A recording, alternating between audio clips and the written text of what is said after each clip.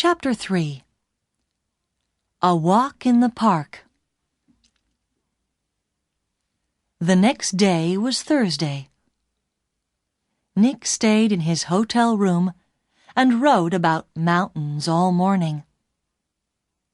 Then he drove to Stanley Park in the afternoon. He sat and read a book for an hour. Then he went for a walk under the tall trees. There was nobody here.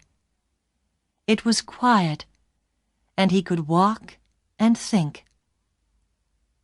He thought about Meg Hudson and about the man with white hair.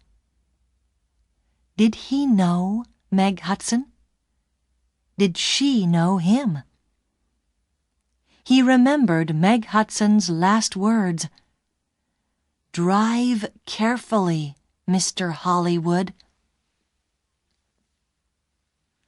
Why did she say that? Why did she call him Mr. Hollywood? He didn't understand any of it. Suddenly, he heard a noise. He stopped. That was a gun, he thought. There's somebody in the trees with a gun. There it is again. Then something hit the tree over his head. Somebody's shooting at me, Nick thought. He turned and ran. And somebody began to run after him. Nick ran through the trees. There was no sun in here, and it was half dark. And there were no people. Nobody to help him. I must get to my car, Nick thought. Find some people. The police. He ran on. He could still hear the gunman behind him, so he ran faster. After 3 or 4 minutes, he stopped and listened. Nothing. It was all quiet. Nick was afraid. What's happening? He thought. Why is somebody shooting at me? First a hand pushes me in front of a car, and now somebody's shooting at me. He waited another second or two, then walked quickly back to his car. He was very careful. He looked and listened all the time. But nobody came out of the trees, and nobody shot at him. Then he saw people. Women with young children, some boys with a football, 2 men with a dog. He began to feel better. Nobody can shoot me now, he thought. Not with all these people here. 10 minutes later, he was back at his car. There was a letter on the window. Nick read it. It said, "I'm going to kill you, Mr. Hollywood." Nick drove to the nearest police station. He waited for half an hour.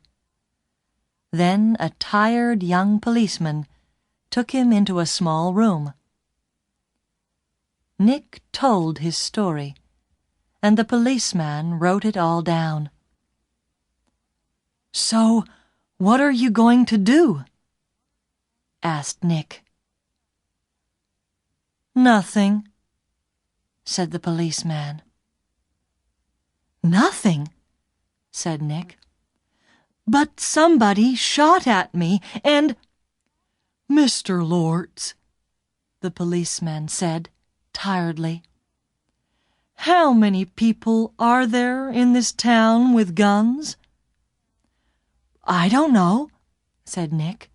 "But you didn't see the gunman. Was it a man? A boy?